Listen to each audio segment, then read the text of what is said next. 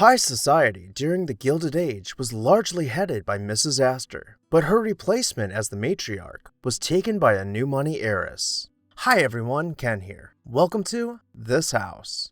Today, we head off to Morris County, New Jersey to explore Florham. If you have not already, make sure to hit that subscribe button and bell so you never miss a beautiful home featured on This House.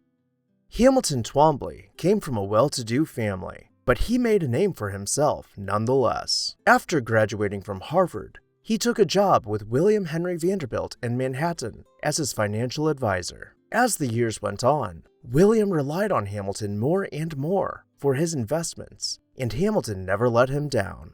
William made sure to reward him for the hard work he had put into securing the Vanderbilt wealth, not only by recommending him for board positions in various companies, but also by paying him very handsomely.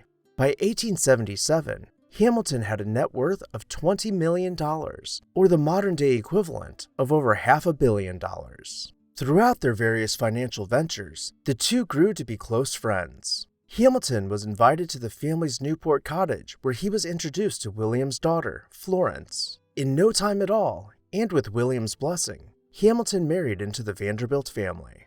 Hamilton and Florence set out to start their lives together. Always being in fashion and both being independently wealthy, they set the scene for a new social order, making the rules as they went along, until Florence was seen as the new matriarch of high society. The couple lived next door to Florence's sister, Maggie Vanderbilt, in the Triple Palace, but they wanted their own space. Slowly, they began buying up parcels of land 25 miles away until they had amassed 1,200 continuous acres of land in Morris County, New Jersey. In 1894, they hired the architecture firm of McKim, Mead, and White to design for them a grand mansion reminiscent of an English country estate.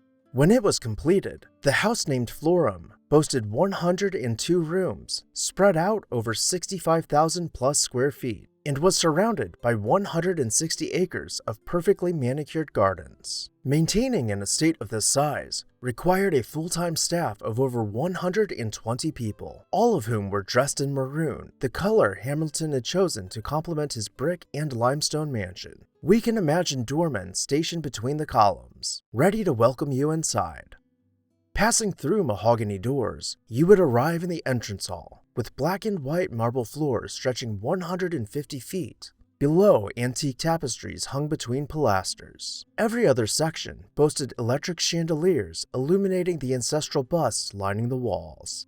The drawing room was filled with antique furniture and tapestries hung below massive crystal chandeliers, and the walls were clad in gilded panels punctured by marble fireplaces. The living room was decorated with fine wallpaper set between simple wainscoting and an elaborate frieze. The ceiling overhead framed the central chandelier, with ornate plasterwork in each section. The dining room continued with the same finishes, though the wallpaper pattern was more simplistic.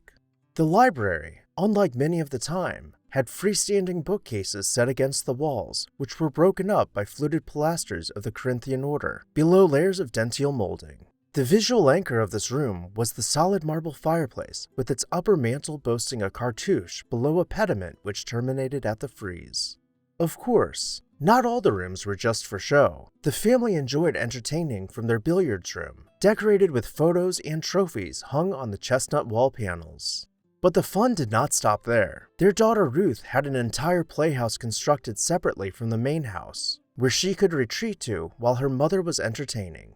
The interior boasted elaborate archways at the end of barrel-vaulted galleries, as well as a full kitchen and servants' quarters. But perhaps the most exquisite room of all was the indoor pool, where hand-painted tropical murals decorated the walls and barrel-vaulted ceiling with live, exotic plants thriving in the humidity. Even the stables were built to impress, with space for 30 horses and Hamilton's collection of 15 Rolls-Royces. 6 of them were known to be maroon in color, with his family crest proudly displayed on each door.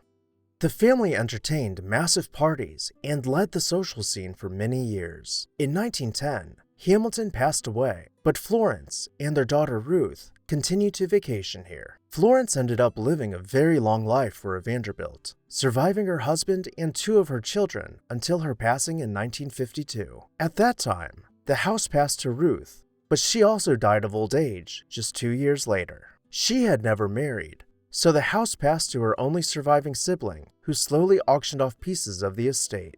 By 1958, Florham had been purchased by Fairleigh Dickinson University. Though the university made some changes to the mansion to accommodate classrooms and offices, much of it is still intact, with active preservation efforts to restore not only the house, but the gardens as well.